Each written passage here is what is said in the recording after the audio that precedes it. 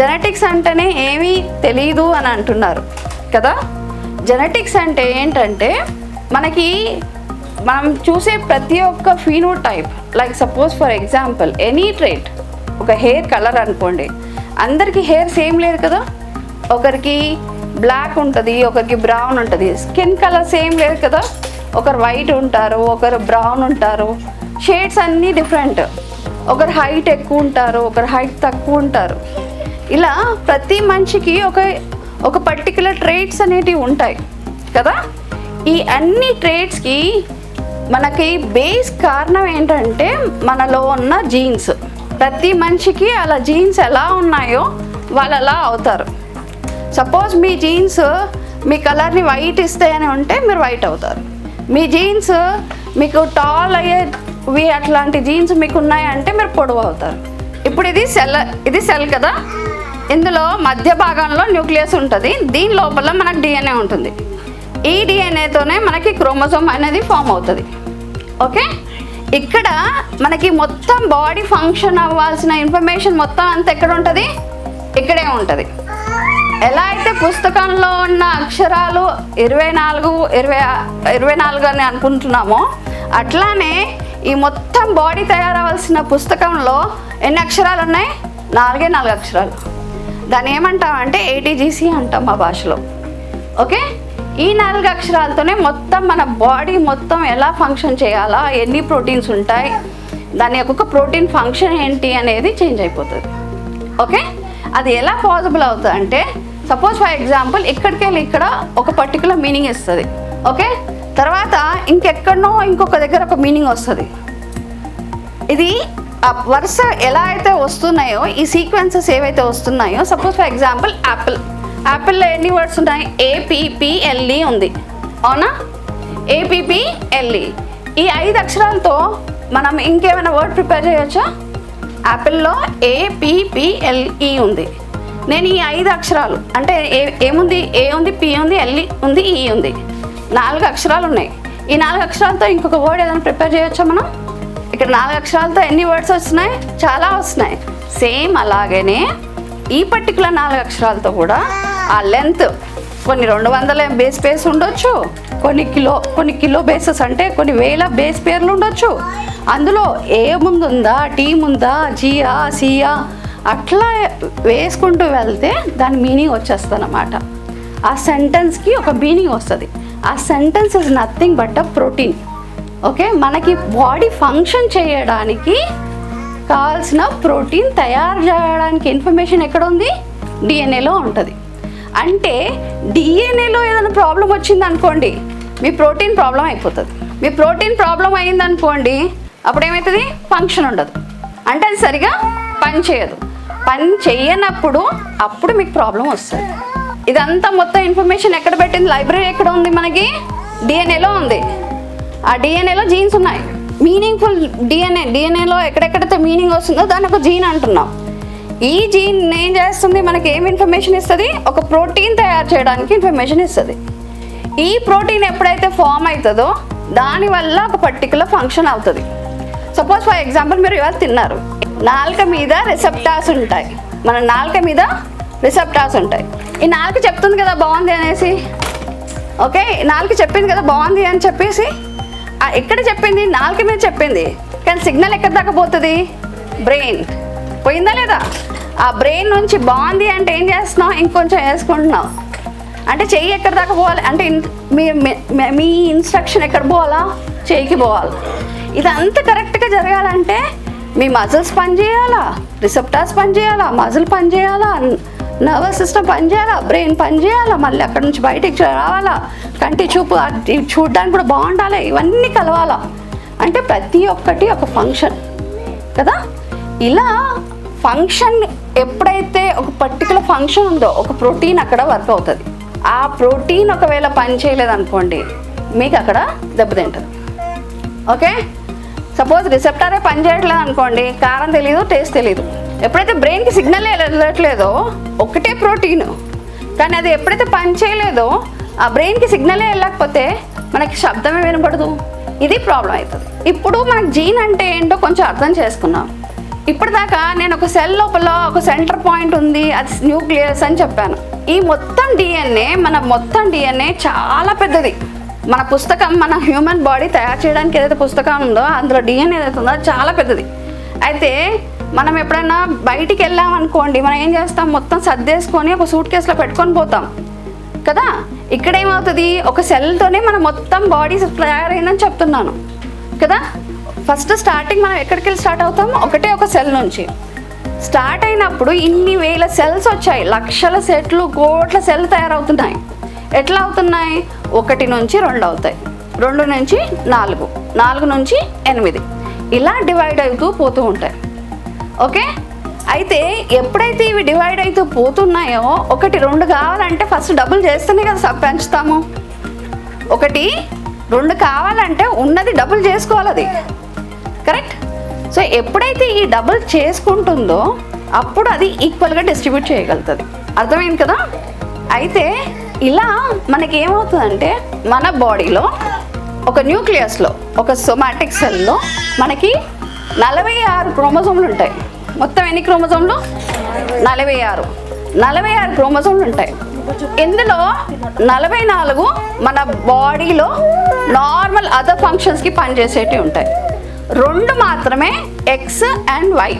2 ఎక్స్లు ఉన్నాయి అనుకోండి, మనకి అక్కడ ఫీమేల్ అయిపోతారు, ఆడవాళ్ళు అయిపోతారు. ఒకటి ఎక్స్, ఒకటి వై ఉందనుకోండి, అక్కడ మగవాళ్ళు అవుతారు. అంటే మగవాళ్ళకి ఆడవాళ్ళకి ఉన్నది తేడా ఒకటే ఒక క్రోమోజోమ్లో. మగవాళ్ళకి వై ఉంటుంది, ఆడవాళ్ళకి 2 ఎక్స్లు ఉంటాయి. మగవాళ్ళకి ఒక ఎక్స్, ఒక వై ఉంటుంది. మిగతా 44 క్రోమోజోమ్లు సేమ్. ఇంకొక పాయింట్ మీరు గమనించాల్సింది ఏంటంటే, ఈ 46 క్రోమోజోమ్స్లో 23 అమ్మ నుంచి వస్తాయి, 23 నాన్న నుంచి వస్తాయి. 23 మనకి అమ్మ నుంచి వస్తాయి, 23 ఏమో నాన్న నుంచి వస్తాయి. ఓకే, సో ఇప్పుడు ఈ 23 మనకి 46 ఉన్నాయి. నేను నా పిల్లలకి ఏ 23 పంపిస్తానని నా చేతిలో లేదు. ఇప్పుడు నా దగ్గర 46 క్రోమోజోమ్స్లో నేను ఏ చైల్డ్కి ఆ 46లో ఏ 23 నా పిల్లలకు పోతుందని ఎవరి చేతిలో ఉండదు. ఇది బాగా అర్థం చేసుకోండి. మన పిల్లలకి ఏ జీన్స్ మనం పంపించగలుగుతాం ఎవరి చేతిలో లేదు. It's a random process. Okay, so ఈ 23లో మనకి 23 నాన్న నుంచి రావాలా, 23 అమ్మ నుంచి రావాలా. గుర్తుపెట్టుకోండి ఈ విషయం, మళ్ళీ వస్తాను. క్రోమోజోమ్ అంటే ఇలా ఉంటుంది. అన్నీ రకరకాల డిఫరెంట్గా ఉన్నాయి కదా, సేమ్గా లేవు, అన్నీ డిఫరెంటే. అన్నిట్లో కోడ్ ATGC అని చెప్పాను కదా, ఆ అక్షర సీక్వెన్స్ డిఫరెంట్గా ఉంటుంది. ఒక దాంట్లో ఉన్నది సేమ్ అట్లనే ఇంకో దాంట్లో రాదు. ఓకే, ఇక్కడ చూసారు కదా, ఇది ఎక్స్, ఇది why chromosome. Got the point? Right, next వెళ్దాం. సరే, మరి హియరింగ్ జెనెటిక్ ఇది వంశపారంపర్యంగా వస్తుంది అంటే ఇందాక నేను డిస్కస్ చేసాము. ఎస్, మనకి ఒక తల్లిదండ్రుల నుంచి పిల్లలకి హియరింగ్ లాస్ వెళ్ళే అవకాశం ఉంది. ఇది తప్పకుండా జెనెటిక్ రీజనే. ఇది హియరింగ్ లాస్ తండ్రి నుంచి పిల్లలకి వెళ్ళడం, మదర్ నుంచి పిల్లలకి వెళ్ళడం, లేదా ఇద్దరి నుంచి పిల్లలకి వెళ్ళడం అనేది వాస్తవం. కానీ ఎప్పుడైతే పుట్టుక నుంచే ప్రాబ్లం వచ్చిందో దాన్ని మనం కంజెనిటల్ హియరింగ్ లాస్ అంటాం. పుట్టుక నుంచే ఎప్పుడైతే ప్రాబ్లం వచ్చిందో దాన్ని బై బర్త్ ఏదైనా కానివ్వండి. ఇప్పుడు హియరింగ్ మాట్లాడుతున్నాం కాబట్టి నేను కంజెనిటల్ హియరింగ్ లాస్ అంటున్నాను. ఒకవేళ ఇంకేదైనా ప్రాబ్లం బై బర్త్ వచ్చిందంటే దానికి వర్డ్ మనం యూజ్ చేసేది ఏంటి? కంజెనిటల్ అనే వర్డ్ యూజ్ చేస్తాం. ఓకే, సో ఇది పుట్టుక నుంచి వచ్చిందంటే ఫస్ట్ స్టార్టింగ్ ఫార్మేషన్లోనే ప్రాబ్లం అయ్యింది అని అర్థం. ఓకే, ఇక్కడ ఈ హియరింగ్ లాస్లో చాలాసార్లు ఏమవుతుందంటే మనకి గుర్తుపట్టుకోలేము. మీరు ఆల్రెడీ అనుభవించి ఉంటారు. మనకి 2 చెవులు చూడడానికి నార్మల్ ఉంటాయి, గుర్తుపట్టడం కష్టం. ఒక చెవు ఎఫెక్ట్ అవ్వచ్చు, 2 చెవులు ఎఫెక్ట్ అవ్వచ్చు, డిపెండ్స్ అపాన్ ది కండిషన్. అన్ని జెనెటిక్ కాజెసే ఉంటాయా, అన్ని వంశపారంపర్యంగానే ఉంటాయా అంటే కాదండి. 20% కేసెస్ ఎన్విరాన్మెంటల్ ఇన్ఫ్లుయెన్స్, అంటే ఎక్కడైతే మన బయట వాతావరణం ఉందో దాని ఇన్ఫ్లుయెన్సెస్ కానీ లేదా ఏదైనా ఇన్ఫెక్షన్స్ కానివ్వండి, దానివల్ల కూడా వచ్చే ఛాన్సెస్ ఉన్నాయి. ఓకే, ఈ రెండిట్లో మళ్ళీ ఇంకొక చిన్న తేడా ఏంటంటే, అంటే చెప్పుకోవడానికి చిన్నది కానీ చూస్తే చాలా పెద్దగా అవుతుంది. దీంట్లో మనం 2 విధాలుగా డివైడ్ చేస్తాం. ఒకటి సిండ్రోమిక్, ఒకటి నాన్ సిండ్రోమిక్. ఓకే, అంటే కొంతమంది పిల్లలకు ఓన్లీ హియరింగే ఎఫెక్ట్ అవుతుంది, ఓన్లీ హియరింగే ఎఫెక్ట్ అవుతుంది. అది నాన్ సిండ్రోమిక్, ఒకటే భాగం, ఒకటే పార్ట్, ఒకటే ఫంక్షన్ ఎఫెక్ట్ అయింది. కానీ కొంతమంది పిల్లల్లో హియరింగ్తో పాటు హార్ట్ ఎఫెక్ట్ అవుతుంది, కొంతమంది పిల్లలకి హియరింగ్తో పాటు కిడ్నీ ఎఫెక్ట్ అవుతుంది, కొంతమంది పిల్లలకి ఐ విజన్ ఇంకా హియరింగ్ ఎఫెక్ట్ అవుతుంది, కొంతమంది బ్రెయిన్ అండ్ హియరింగ్ ఎఫెక్ట్ అవుతుంది. ఎప్పుడైతే హియరింగ్ ఒకటి కాకుండా మిగతా అవయవాలు మిగతావన్నీ ఎఫెక్ట్ అవుతున్నాయో దాన్ని మనం సిండ్రోమిక్ కేసెస్ అంటాం. Syndromic cases. ఇలాంటప్పుడు మనకి అర్థం చేసుకోవాలన్నమాట, ఇది ఏ కేసులో వస్తుంది, ఇది ఇక్కడ ఉన్నామా, దాన్ని బట్టి మనం మేనేజ్ ఎలా చేయాలి అనే దాన్ని బట్టి మనం తీసుకుంటాం. లక్కీలీ ఇక్కడ చాలా తక్కువ మందికి అలా చూసాం. ఇప్పుడు మనం అర్థం చేసుకుందాం రిస్క్ ఎంత. సరే, ఇప్పుడు మన పిల్లలకు ఉంది, మన పిల్లల నుంచి వాళ్ళ పిల్లలకు పోయే రిస్క్ ఎంత. ఎప్పటికో ఒకసారికి ఈ సమస్య అయితే ఏమవుతుందంటే స్కాన్ అనేది మీకు అనటామికల్ ఫీచర్స్ ఇస్తుంది. ఈ జన్యుపరంగా వచ్చేదానికి అనటామికల్ ఫీచర్ యాడ్ అవ్వాల్సిన అవసరం లేదండి, దాని ఫంక్షన్ డిస్టర్బ్ అవుతుంది. అది స్కాన్లో ఎఫెక్ట్ చూపించకపోవచ్చు, very minute. Suppose for example hair cell ఉందనుకోండి, హెయిర్ సెల్ ఫార్మేషన్ అవ్వచ్చు, కానీ దాని కండక్షన్కి కావాల్సిన లోపల రిసెప్టార్ ఎక్కడైతే సిగ్నల్ తీసుకోవాలనో అది ఫంక్షన్ చేయకపోవచ్చు. సో చాలా విషయాలలో మన స్కాన్లో ఇక్కడ తెలియకపోవచ్చు. That is possible if you're just holding as a carrier. అంటే మన దగ్గర డిఫాల్ట్ జీన్ ఉంటుంది, కానీ మనకి నేను చెప్పినట్టు ఒకటి అమ్మ నుంచి వచ్చింది, ఒకటి నాన్న నుంచి వచ్చింది. అప్పుడు ఒకటి నార్మల్ది ఉందనుకోండి, నార్మల్ దాంతో పని చేసేస్తుంది. అది ఏమవుతుంది, పని చెయ్యండి, అది అలానే క్యారియర్ స్టేట్లో పోతూ ఉంటుంది. అది మనం చూస్తాం స్లైడ్స్లో, ఓకే, డీటెయిల్గా చూస్తాము. సో ఎప్పుడైతే అది క్యారియర్ స్టేట్లో ఉందో మీకు ఎక్కడ కూడా తెలియదు, వాళ్ళ క్యారియర్ అనే విషయం కూడా వాళ్ళకు కూడా తెలియదు, వాళ్ళకి అసలు ఎక్కడ అవగాహనలకు కూడా రాదు. ఎందుకంటే ఆ నార్మల్ ఏదైతే ఉందో అది పని చేస్తుంది, కొన్ని చోట్ల దాని పని కూడా ఇది చేసి పెట్టేస్తుంది అనమాట. అంత రెగ్యులేషన్ ఉంటుంది బాడీలో ఈ క్యారియర్ స్టేట్. అందుకే మనకి డిటెక్ట్ చేసుకోవడం అవసరం అయిపోతుంది. ఓకే, సో ఇక్కడ మనకి రిస్క్ ఒక ప్రెగ్నెన్సీలో ఇలా ఫ్యామిలీలో ఉన్నప్పుడు మనం ఎలా ఎస్టిమేట్ చేస్తాం, ఇది ఒకటి. మనకి ఇప్పుడు మీరు చెప్పింది క్యారియర్ స్టేట్ అంటే మనకి తెలియదు, మనం అందరం నార్మలే ఉన్నాం, కానీ మన పిల్లలకు వచ్చింది, అవునా? రైట్. ఇక్కడ ఎవరు కూడా హియరింగ్ లాస్ లేదు. కానీ నేను ఒక విషయం చెప్తాను, మా ఇంటి అమ్మగారి ఇంటి ఎదురుగా ఒక ఫ్యామిలీ ఉండేది. ఆ కాలంలో దే హ్యాడ్ అరౌండ్ 8 చిల్డ్రన్. 8 మంది పిల్లల్లో మేనరికం చేసుకున్నారు. 8 మంది పిల్లల్లో 7గురికి హియరింగ్ లాస్ ఉంది. 7గురికి హియరింగ్ లాస్ అండి. ఒక్కడే ఒక బాబుకి నార్మల్ ఉన్నాడు. ఆ 7గురు హియరింగ్ లాస్ వాళ్ళకి పెళ్ళిళ్ళు అయ్యాయి. పెళ్ళిళ్ళు ఎట్లా అయ్యాయంటే వీళ్ళకి చెవిటితనం, వీళ్ళ డెఫ్, వాళ్ళు కూడా డెఫ్, కానీ వాళ్ళ పిల్లలు నార్మల్ ఉన్నారు. వెరీ ఇంట్రెస్టింగ్ కదా. ఫస్ట్ వాళ్ళు ఇద్దరు parents they appear to be as normal, మేనరికం కాబట్టి క్యారియర్స్, వీళ్ళిద్దరు కూడా క్యారియర్స్. వీళ్ళ క్యారియర్స్లో దురదృష్టం ఏంటంటే 8 మంది పిల్లలకి 7/8 మొత్తం అందరికీ హియరింగ్ లాస్ వచ్చింది. కానీ వాళ్ళు ఎవరైతే కొంతమంది పెళ్ళిళ్ళు చేసుకున్నారో మళ్ళీ అలా డెఫ్ వాళ్ళతో చేసేసినా కానీ వాళ్ళ పిల్లలు నార్మల్ వచ్చారు. అది ఎలా వచ్చారో నేను చెప్తాను. ఓకే, సో ఇక్కడ మనకి రిస్క్ ఎలా ఐడెంటిఫై చేస్తాం అనేది మనం అర్థం చేసుకోవాలి. ఎందుకంటే మన పిల్లలకి మళ్ళీ నెక్స్ట్ ఎలా రిస్క్ వస్తుంది, మనకు ఆల్రెడీ పిల్లలు వచ్చారు, నెక్స్ట్ ప్రెగ్నెన్సీలో ఎంత రిస్క్ ఉంటుంది అనేది ఇది మనం అర్థం చేసుకోవాలి. ఇప్పుడు జెనెటిక్ టెస్టింగ్ ఎన్ని విషయాలలో కాన్సన్ట్రేట్ చేస్తాం. ఒకటి క్యారియర్ స్క్రీనింగ్.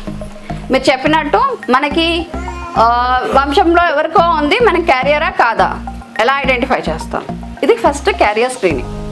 మన అందరం నార్మల్గా చూడడానికి నార్మల్గా కనిపిస్తాము, but there is a risk possible. Next one is premarital genetic testing. Premarital testing అంటే పెళ్ళి చేయక ముందుకే మనం టెస్ట్ చేసేస్తాం, వీళ్ళకి ఏమన్నా హియరింగ్ లాస్ వచ్చే అవకాశం ఉందా లేదా. పెళ్ళి కాకముందే పెళ్ళి అయ్యే టైంలో ఎవరితో అయితే పెళ్ళి చేయాలనుకుంటున్నారో ఇద్దరిది, బాబుది పాపది, ఓకే, వాళ్ళది టెస్టింగ్ చేసేసి మనం రిజల్ట్ చూసి దాన్ని బట్టి ఐడెంటిఫై చేయవచ్చు ఇక్కడ ఎంతవరకు రిస్క్ ఉంది, హియరింగ్ లాస్ వచ్చే రిస్క్ ఎంత ఉంది అనేది అక్కడ ఎస్టిమేట్ చేయొచ్చు. నెక్స్ట్ వన్ ఏంటంటే గర్భంలో ఉన్నప్పుడే, ఇంతకు వచ్చిన పాయింట్, గర్భంలో ఉన్నప్పుడే శిశువుకి హియరింగ్ లాస్ ఉందా లేదా ఐడెంటిఫై చేయొచ్చు. గర్భంలో ఉన్నప్పుడే శిశువుది అప్పుడే ఐడెంటిఫై చేయొచ్చు. ఈ బాబుకి వస్తుందా రాదా అనేది మనం టెస్ట్ చేసుకోవచ్చు. ఎప్పుడు టెస్ట్ చేస్తామంటే మనము 8 వారాలు అంటే 8 వీక్స్ టు 12 వీక్స్లో ఒక టెస్ట్ చేయొచ్చు. 12 to 16 వీక్ వరకు ఇంకో టెస్ట్ చేయొచ్చు. 8 to 12 వీక్స్ అనేది టూ ఎర్లీ. ఇట్ ఈస్ ఒక పర్టికులర్ ప్రాసెస్ ఉంటుంది అక్కడ. ఓకే, శిశువు గర్భంలో ఉన్నప్పుడు శిశువు సెల్స్ తీసుకుంటారనమాట. ఆ గర్భం లోపల ఫ్లూయిడ్ ఉంటుంది. ఆ ఫ్లూయిడ్ నుంచి మనం సెల్స్ తీసుకుంటాం. అక్కడ శిశువు సెల్స్ ఉంటాయి. సో అక్కడ తీసుకొని ఆ సెల్స్ నుంచి డిఎన్ఏ తీసుకొని ఆ డిఎన్ఏ ఎలా ఉంది అని స్టడీ చేసి అప్పుడు మనం ఐడెంటిఫై చేస్తాం. ఓకే, ఇది 8 వీక్స్ నుంచి 12 వీక్స్ ఒక ప్రాసెస్లో చేస్తారు.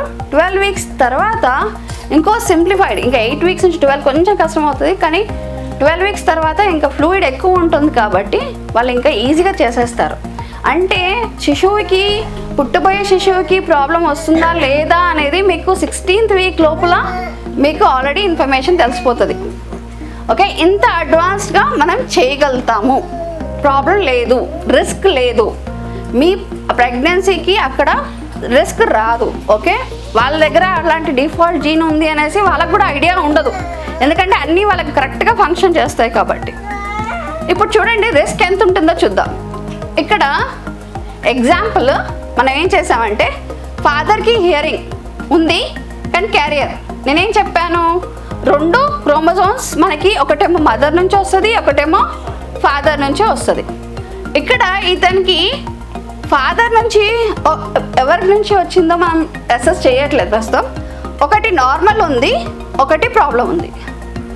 గ్రీన్ది నార్మల్, వైట్ ఉన్నది ప్రాబ్లం వచ్చింది. ఓకే, ఈమె కూడా క్యారియరే. ఓకే, క్యారియర్ అంటున్నామంటే వీళ్ళిద్దరికీ తెలియదు, వాళ్ళ దగ్గర ఒక దాంట్లో ఒక జీన్లో ప్రాబ్లం ఉందని వీళ్ళకి ఎట్టి పరిస్థితుల్లో కూడా తెలియదు. ఇక్కడ కూడా ఒక అదే క్రోమోజోమ్లో తనకు ఒక నార్మల్ ఉంది, ఒకటి ప్రాబ్లం ఉంది. ఇలాంటి కండిషన్లో తీసుకుంటే పిల్లలు ఎలా ఉంటారంటే హియరింగ్ చైల్డ్ నాన్ క్యారియర్. అంటే ఒక బాబు 4 పిల్లలు అనుకోండి, ఒక 4 పాసిబిలిటీస్ అసెస్ చేసుకుంటే ఒక పాసిబిలిటీ ఏంటంటే ఇక్కడ నార్మల్ హియరింగ్ అంటే 2 కూడా గ్రీన్ వస్తాయి. ఎందుకు 2 గ్రీన్ వచ్చినాయి? ఫాదర్ నుంచి గ్రీన్ వచ్చింది, మదర్ నుంచి గ్రీన్ వచ్చింది. అంటే ఇక్కడ బాబుకి అసలు ప్రాబ్లమే లేదు, చైల్డ్కి ప్రాబ్లమే ఉండదు, ఎందుకంటే 2 కూడా నార్మల్ జీన్స్ ఉన్నాయి కాబట్టి. ఇక్కడ ఫాదర్ నుంచి ఒకటి అబ్నార్మల్ వచ్చింది, మదర్ నుంచి నార్మల్ వచ్చింది. ఓకే, అప్పుడు ఇక్కడ మళ్ళీ క్యారియరే అవుతారు, ఇక్కడ మళ్ళీ క్యారియరే అవుతారు. ఇక్కడ ప్రాబ్లం ఏంటంటే ఇక్కడ ఫాదర్ నుంచి నార్మల్, ఇక్కడ అబ్నార్మల్ ఇక్కడికి వెళ్ళి వచ్చింది, మదర్ నుంచి వచ్చింది, ఇక్కడ కూడా క్యారియరే అవుతారు. ఎవరి దగ్గరికి వెళ్ళి వచ్చిందని కాదు, ఒకటి నార్మల్ ఒకటి అబ్నార్మల్గా ఉన్నప్పుడు క్యారియర్ అయిపోతారు. అది మదర్ నుంచే రావచ్చు, ఫాదర్ నుంచే రావచ్చు. కానీ ఇక్కడ చూడండి మనకి ఇక్కడ నుంచి ఇది అబ్నార్మల్, ఇక్కడ నుంచి ఇది అబ్నార్మల్, మొత్తం ఏమైంది 2 అబ్నార్మల్ వచ్చినాయి. అంటే ఫంక్షన్ చేయడానికి నార్మల్ జీన్ లేదు. ఎప్పుడైతే నార్మల్ జీన్ లేదో ఫంక్షన్ లేదు. ఫంక్షన్ లేదు అంటే ప్రాబ్లం ఉంది. 4 పాసిబిలిటీస్లో ఒక ఎన్ని ఆప్షన్స్ వచ్చాయి మనకి? 4 పాసిబిలిటీస్ వచ్చాయి. 4 పాసిబిలిటీస్లో ఒక ఆప్షన్ ఏంటి? Normal, completely normal. అంటే 1 out of 4 అంటే 25% అనుకోవచ్చు కదా. 1 out of 4 అంటే 25%. అంటే 25% టైమ్ హెల్ బి ఆల్రెడీ నార్మల్. ఓకే, ఇక్కడ ఇది ప్లస్ ఇది సేమ్ కదా. So 2 out of 4. 2 out of 4 అంటే ఎంత? 50%, 50%. 50% క్యారియర్గానే ఉంటారు. కానీ ఫీనోటిపికలీ మీరు క్యారియర్ ఉన్నా కానీ, మీకు నార్మల్ ఉన్నా కానీ ఫీనోటిపికలీ 75% మీకు ప్రాబ్లం లేదు, 75% మీకు ప్రాబ్లం ఉండదు. ప్రాబ్లం ఎంత వచ్చింది అక్కడ మనకి రిస్క్? ఓన్లీ 25%. ఓన్లీ 25%. అంటే 2 క్యారియర్స్ ఉంటే మనకి రిస్క్ అనేది 25%. ఇప్పుడు ఒక ప్రశ్నకి సమాధానం ఆలోచించండి. ఫస్ట్ చైల్డ్ దురదృష్టవశాత్తు మనకి ప్రాబ్లం వచ్చింది. ఓకే, హియరింగ్ ఎఫెక్ట్ అయిపోయింది. నెక్స్ట్ చైల్డ్కి ఎంత రిస్క్ ఉంటుండొచ్చు? ఫస్ట్ చైల్డ్కి ఆల్రెడీ 25%లో మనకి ఆల్రెడీ హియరింగ్ అయిపోయింది. సెకండ్ చైల్డ్కి రిస్క్ ఎంత ఉంటుంది? మళ్ళీ ఎంత ఉంటుంది సెకండ్ చైల్డ్కి? 50% ఎందుకు ఉండాలా? నో రిస్కా? 50%, 25%? ఎలా అసెస్ చేద్దాం? 25%. ఎందుకో తెలుసా? ఈ ప్రెగ్నెన్సీ ఇంకో ప్రెగ్నెన్సీకి లింక్డ్ అయి లేదు. ఓకే, సో ప్రాక్టికలీ స్పీకింగ్ ఆ ప్రెగ్నెన్సీలో కూడా మళ్ళీ మనకు ఒక 25% ఛాన్స్ ఉంటుంది. 75% నార్మల్లో ఉన్నా కానీ 25% రిస్క్ ఉంటుంది. నేను ప్రాబిలిటీ వైజ్ ఇంకా వేరే క్యాల్కులేషన్ చేస్తే అది వేరనుకోండి, కానీ మనం స్టిల్ మన మైండ్లో ఏమనుకోవాలా, సెకండ్ ప్రెగ్నెన్సీలో కూడా మనకి 25% నార్మల్ ఉంది. పేరెంట్స్ ఇద్దరు నార్మల్గా ఉన్నారు కానీ ఫస్ట్ చైల్డ్ ఎఫెక్ట్ అయిపోయారంటే సెకండ్ ప్రెగ్నెన్సీకి ఎంత రిస్క్ ఉంటుంది? 25% రిస్క్ ఉంటుంది. ఓకే, ఇది ఒక ఎగ్జాంపుల్. ఇది మనకి క్యారియర్ అయితే, అంటే పేరెంట్స్ ఇద్దరు నార్మల్గా ఉంటే, ఎవరైనా కానీ నార్మల్గా ఉంటే క్యారియర్ స్టేట్లో అనుకుంటాం. నేను ఇంకా కొన్ని చూపిస్తాను, మీరు ఆలోచించండి ఎట్లా ఉంటుందనేది. ఇక్కడ ప్రాబ్లం ఏంటంటే ఫాదర్ ఎఫెక్ట్ అయిపోయాడు. కానీ ఈ ఫాదర్లో ప్రాబ్లం ఏంటంటే ఒకటే జీన్ ప్రాబ్లం ఇచ్చింది. అంటే ముందేమనుకున్నాం మనము, ఒక జీన్ ప్రాబ్లం ఇచ్చింది, ఇంకోటి నార్మల్గా ఉంది కాబట్టి నార్మల్ది ఎక్కువ పని చేసింది, అప్పుడు మనకి సఫిషియెంట్ సరిపోయింది అనుకున్నాం. ఇక్కడ ఏమవుతుందంటే అబ్నార్మల్దే ఎంత స్ట్రాంగ్ ఉంటుందంటే అది పని చేయనివ్వదు, ఇంకోటి పని చేసినా కానీ సరిపోదు అనమాట. ఓకే, అంటే పని కావాలి అంటే 2 జీన్లు చక్కగా పని చేయాలా.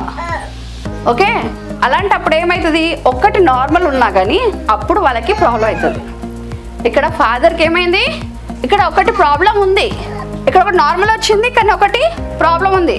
ప్రీవియస్ కేసులో ఒకటి నార్మల్ వస్తే సరిపోయింది, కానీ ఇక్కడ జీన్ ఎట్లా ఫంక్షన్ చేస్తుందంటే ఇక్కడ 2 కూడా నార్మల్గా పని చేస్తేనే ఆ ఫంక్షన్ సరిపోతుంది. ఒక్కదాంతో అవ్వట్లే, లోడ్ లాగదు. ఓకే, అప్పుడు ఏమవుతుంది, ఈ లేదు కాబట్టి దీని ఫంక్షన్ లేదు కాబట్టి ఇక్కడే ప్రాబ్లం వచ్చేసింది. 50%. ఎందుకు 50%? ఈ వైట్ది ఎక్కడెక్కడ పోయినా కానీ అక్కడ ఫంక్షన్ ఆగిపోతుంది, అక్కడ ప్రాబ్లం వస్తుంది. రైట్, ఇప్పుడు ఇక్కడికి వెళ్ళి ఇలా ఇచ్చి ఇక్కడికి వెళ్ళి నార్మల్ తీసుకున్నా మనకి ఈ ఎలా రిస్క్ క్యాల్కులేట్ చేస్తున్నామో అర్థమైంది కదా. ప్రీ మ్యారిటల్ నేను ఆల్రెడీ చెప్పాను, మనం ఫస్ట్ స్టార్టింగ్లోనే హిస్టరీ తీసుకుంటాం, మ్యారేజ్ ముందే తీసుకుంటాము, వాళ్ళిద్దరి శాంపిల్స్ కలెక్ట్ చేస్తాము. శాంపిల్స్ కలెక్ట్ చేసి వాళ్ళ జీన్స్ ఎలా ఉన్నాయో ఐడెంటిఫై చేసి we can give a report assessment. వీళ్ళకి పుట్టబోయే పిల్లలకి ఎంత రిస్క్ ఉంది అనేది పెళ్ళి కాకముందుకే మనం చేయగలుగుతాం. ఓకే, ఇక్కడ మనకి ప్రీనేటల్ స్క్రీనింగ్ వచ్చింది. Okay, right. మీకు హియరింగ్ ఇప్పుడు ఇక్కడ ఒకటి గుర్తుపెట్టుకోండి, మన ఇండియన్ కస్టంలో ఒక జెనెటిక్ టెస్ట్కి వెళ్ళాలంటే చచ్చిపోతాం. మనకేదో ట్యాగ్ వేసేసి ఏదో చేసేసి మన కల్ప్రిట్ అన్నట్టు. కానీ కొన్ని కంట్రీస్లో దిస్ హ్యాస్ బికమ్ మ్యాండేటరీ. అంటే పెళ్ళి చేసుకున్న ముందే వీళ్ళు ఒక టెస్టింగ్కి వెళ్ళొచ్చు. దుబాయ్ లాంటి కంట్రీస్కి వెళ్తే దే ఆఫర్ ఇట్ యూనివర్సిటీస్ ఉన్నాయి where they offer it and they can buy themselves go and get them checked. లేదు, అవేర్నెస్ లేదు. మీరు నా దగ్గర రండి, నేను చేపిస్తాను. అదంతా పెద్ద బాధపడాల్సిన అవసరమే లేదు అందులో. ఓకే, ఇట్ ఈస్ యాక్సెప్టెడ్ అండి, it is as per the guide lines only. Correct. మనకి పెళ్ళి కన్నా ముందు అందరికీ అలవాటు ఏమైపోయిందంటే మనం జాతకం అనేది చూస్తాం, దానికి ఏదైనా ఎవిడెన్స్ అయి ఉంటుంది, వాళ్ళ విజ్డమ్ వాళ్ళకు ఉంది. కానీ ఇక్కడ ఫిజికల్ ఎవిడెన్స్ చూపిస్తున్నాం. రైట్, మీకు రిపోర్ట్ వస్తుంది. ఓకే, మీ ఈ రిపోర్ట్ చూస్తాము, ఆ రిపోర్ట్ చూస్తాం. ఒకటి గుర్తుపెట్టుకోండి, ఒక శాంపుల్ మా దగ్గరికి వచ్చింది అంటే దాదాపు ఒక 20 మంది కష్టపడతారు. ఆ రిపోర్ట్ రావడానికి అన్ని టెస్టులు జరుగుతాయి, అన్ని లెవెల్స్లో స్క్రీనింగ్ అవుతుంటుంది. Okay, so you have a report on your hand. It is your choice whether you want to get married done or not. If at all you want to get it done, okay, then also will give you clause.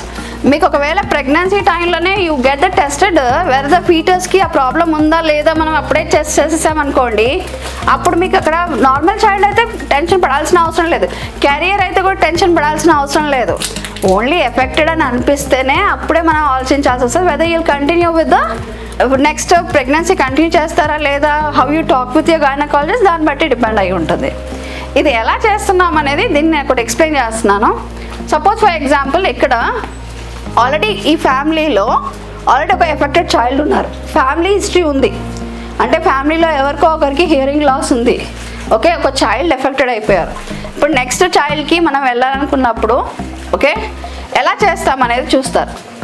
ఇక్కడ ఈ prenatal screening చేయడానికి వాళ్ళు తీసుకున్న points ఏంటంటే ఒకసారి గమనించండి. ఒకటి, affected child already ఉన్నారు, లేదా ఫ్యామిలీ హిస్టరీ ఉంది, లేదా ఇక్కడ మిస్క్యారేజ్ అయింది. మిస్క్యారేజ్ ఎప్పుడు అవుతుంది అంటే సాధారణంగా ఏదో పెద్ద జెనెటిక్ అబ్నార్మాలిటీ అయినప్పుడు ఒకటి మదర్లో ప్రాబ్లం అయి ఉండొచ్చు, ఇంకొకటి ఏంటంటే జెనెటిక్ అబ్నార్మాలిటీ ఎక్కువగా ఉన్నప్పుడు ఆ ఫీటస్ నిలబడదండి, అబార్షన్ అయిపోతుంది. ఓకే, అంటే it is unable to prepare the body, ఒక ఫంక్షనల్ బాడీని ప్రిపేర్ చేయలేకపోతుంది. ఎక్కువ డ్యామేజ్ అయినప్పుడే, అది ఎక్కువ ప్రాబ్లం ఉన్నప్పుడే అబార్షన్స్ అయ్యే ఛాన్సెస్ ఉంటాయి జెనెటిక్ పరంగా. ఫ్రీక్వెంట్ మిస్క్యారేజెస్ ఉంటే కూడా జెనెటిక్ అబ్నార్మాలిటీని సస్పెక్ట్ చేయాల్సి వస్తుంది. Okay, miscarriages or infant loss, ఎవరైనా ఫస్ట్ చనిపోయారు, బాబు చనిపోయారో పాప చనిపోయిందో, అలాంటి ఏమైనా మిస్క్యారేజెస్ అవుతే కూడా మనం టెస్ట్ చేయాల్సి వస్తుంది. ఏజ్ అబౌవ్ 35 years అండి. If the mother's age above 35 years అయితే రిస్క్ ఎక్కువ. Age above 35 years genetically we don't expect, okay, we don't suggest that it is the right age for the pregnancy అని మేము అనట్లేదు. ఎందుకంటే మనకి ఓవంలో ఏవైతే క్రోమోజోమ్స్ ఉంటాయో అవి ఆల్రెడీ ఒక హాఫ్ స్టేజ్ వరకు డివిజన్లో వచ్చి ఆగిపోతాయి. అది ఇంకా ఏజ్ పెరుగుతున్న కొద్దీ ఏమవుతుందంటే వాటి ఏవైతే ఉండాల్సిన పొజిషన్ ఏదైతే ఉంటుందో ఆ బైండింగ్ ఏదైతే పెట్టాలనో అక్కడ ఇరిగిపోతాయి అన్నమాట. అవి ఆ కరెక్ట్ పొజిషన్లో పెట్టేటి, దాంతో అన్ని చాలా రకరకాల క్రోమోజోమల్ అబరేషన్స్ వస్తాయి, చాలా ప్రాబ్లమ్స్ వస్తాయి. సో ఎప్పుడైతే ఏజ్ అబౌవ్ 35 ఉందో స్క్రీన్ చేసుకోండి. ఒకవేళ if it is that is the case, please do the screening process. Screening ఎక్కువ చేయాల్సి వస్తుంది ఆ టైంలో. Okay, age above 35 years, okay, conception difficulties, in vitro fertilisation methods అట్లాంటివి ఏమైనా యూజ్ చేసినప్పుడు, ethnicity, okay, particular group of ఎథనిసిటీలో ఉన్నప్పుడు, ఓకే, ఏమైనా టాక్సిటీ కానీ అట్లాంటిది ఏమైనా ఉన్నప్పుడు, మేనరికం పెళ్ళిళ్ళు అయినప్పుడు కూడా మనకి prenatal testing required. Okay, so ఇలాంటి వాటిలలో ఏం చేస్తున్నాం మనము, నేను ఇందాక చెప్పినట్టు 8 నుంచి 12 వారాల మధ్యలో లేదా 12 నుంచి 16 వారాల మధ్యలో, okay, we're going to take the blood fluid from the ఇక్కడ ఫీటస్ ది శాంపుల్ తీసుకుంటాం. ఇక్కడ నుంచి తీసుకున్న తర్వాత ఈ బ్లడ్ శాంపుల్లో తీసుకొని ఇక్కడ సీక్వెన్సింగ్ చేసేస్తున్నాం. ఇక్కడ చేసేటప్పుడు మదర్ శాంపుల్ కూడా తీసుకోవాల్సి వస్తుంది, అంటే క్రాస్ మ్యాచ్ చేయడానికి. ఇక్కడ ఫైండ్ అవుట్ చేసిన తర్వాత మనకి రిజల్ట్ ఏదైతే వస్తుందో దాన్ని బట్టి మనం ప్రిడిక్ట్ చేయొచ్చు ఈ బాబుకి ఎఫెక్ట్ ఉంటుందా ఉండదా. సో పుట్టక ముందుకే మనం డిసైడ్ చేసుకొని వర్కౌట్ చేసేస్తే సరిపోతుంది. ఓకే, ఇప్పుడు మీరు అడిగిన ప్రశ్నకి ఏంటంటే, మీరు ఏమని అడిగారు ఇందాక, ఒకటి ఫాదర్కి 2 chromosomes అబ్నార్మల్గా ఉన్నాయనుకోండి, కండిషన్ ఎలా ఉంటుంది అని అడిగారు. ఓకే, ఒకవేళ డామినెంట్ ఉందనుకోండి, ఒక విషయం గుర్తుపెట్టుకోండి, ఈ రెండిట్లో ఒకవేళ ఎఫెక్ట్ అయిపోయాయి అనుకోండి, ఈ రెండిట్లో definitely 1 chromosome should go to any of the children, right? Okay, ఈ ఒక క్రోమోసోమ్ ఇక్కడ 2 chromosomes ప్రాబ్లం అయిపోయాయి. 2 chromosomes ప్రాబ్లం అంటే ఈదర్ ఈ స్టేట్లో ఉన్న ఈ మొత్తం ఇట్లా వైట్ మొత్తం ఇట్లా వచ్చేసినా కానీ, ఇది కూడా 2 కూడా ఇలా అయిపోయినా కానీ, ఓకే, ఇలా ఉన్నాయి 2 స్టేజ్లో కూడా చిల్డ్రన్ ఎఫెక్ట్ అయిపోతారు. So 100% of the children will be affected. Okay, if it is an homozygous dominant స్టేజ్లో ఉంటే 100% of the children will get affected. Dominant ఉన్నప్పుడు క్యారియర్ రారండి. మదర్ నార్మల్ కదా, మదర్కి ఒకవేళ ఒక కాపీ ఉంది అంటే she will also get affected. Dominance అన్నప్పుడు ఒక కాపీ అబ్నార్మల్గా ఉన్నా కానీ మీకు ఫీచర్ కనబడిపోతుంది, యు గెట్ ఎఫెక్టెడ్, మీకు ప్రాబ్లం కనబడుతుంది.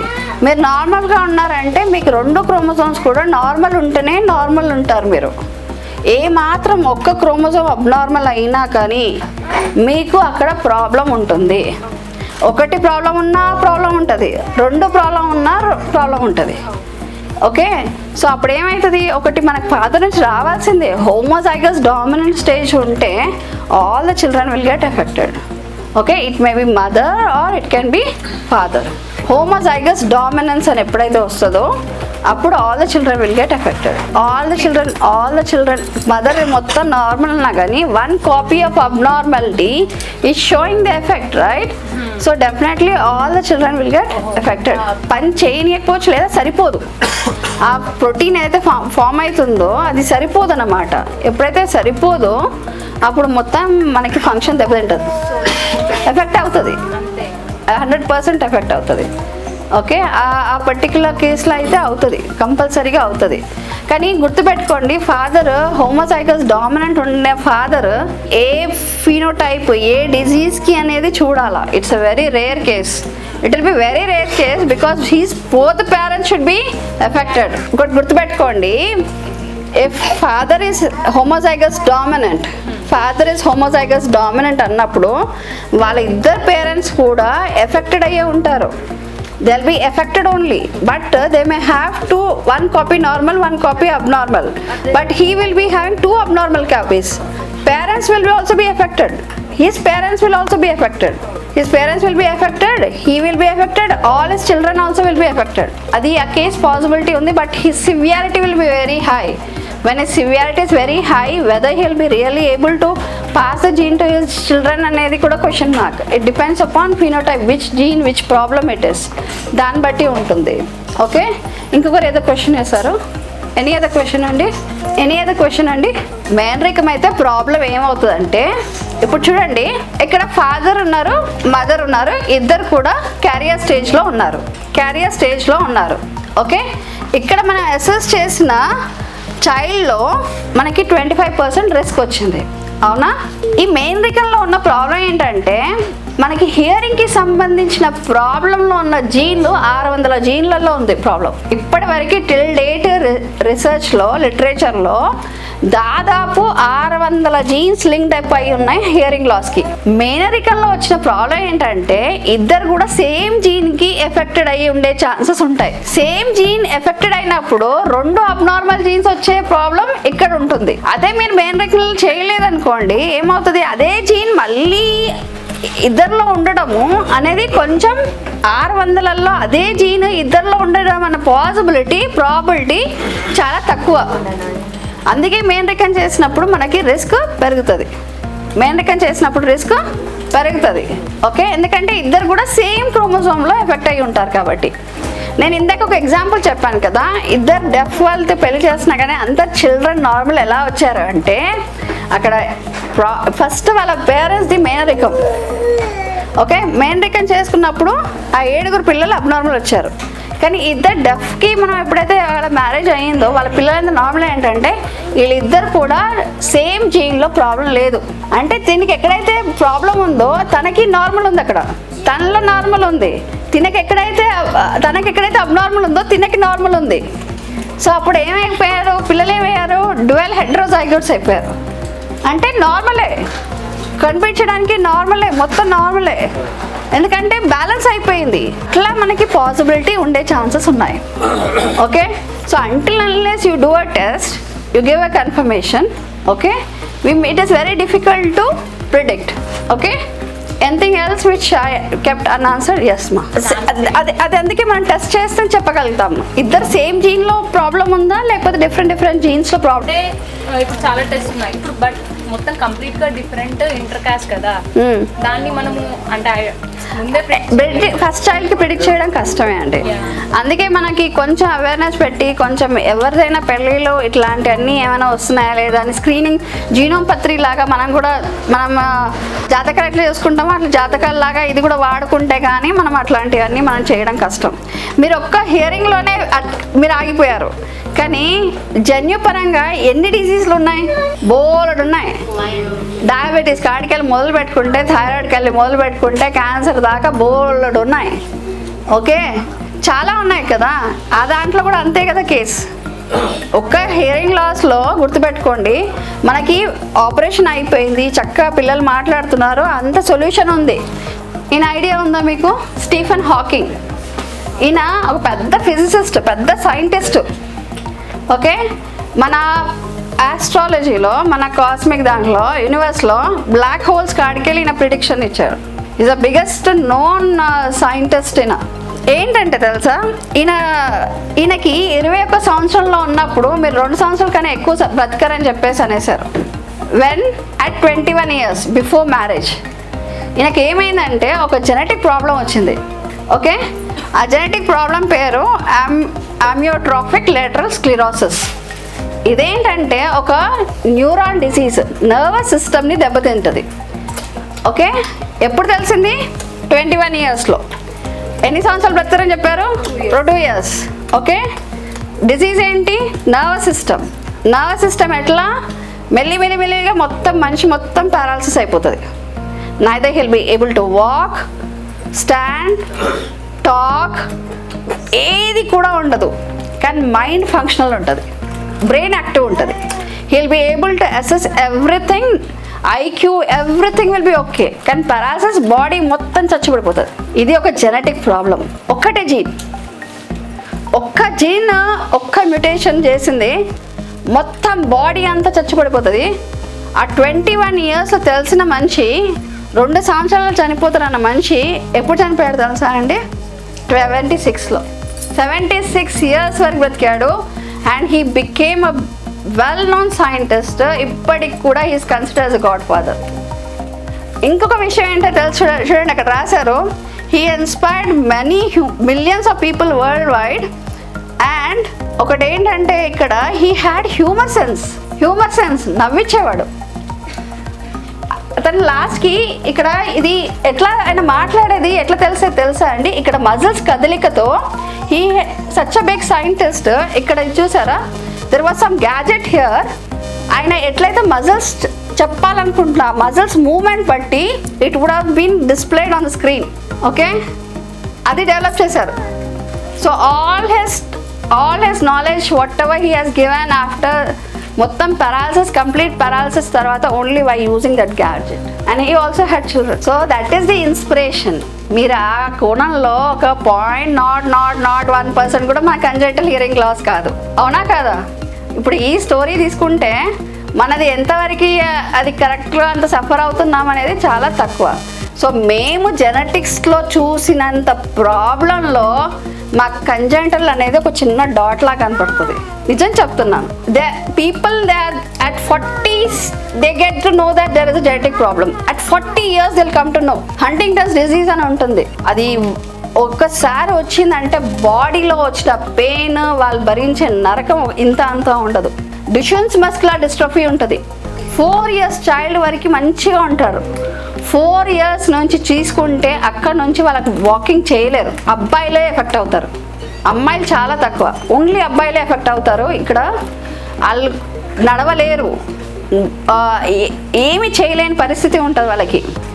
మా అంటే వాళ్ళు ఎంత మ్యాక్స్ ఇప్పటివరకు హిస్టరీలో 32 years వరకు బ్రతికారు, 18 years వరకు బ్రతుకుతారు వాళ్ళు. ఓకే, ఇట్లాంటి ఎన్నో డిజీజెస్ ఉన్నాయండి, ఎన్నో సిండ్రోమ్స్ ఉన్నాయి.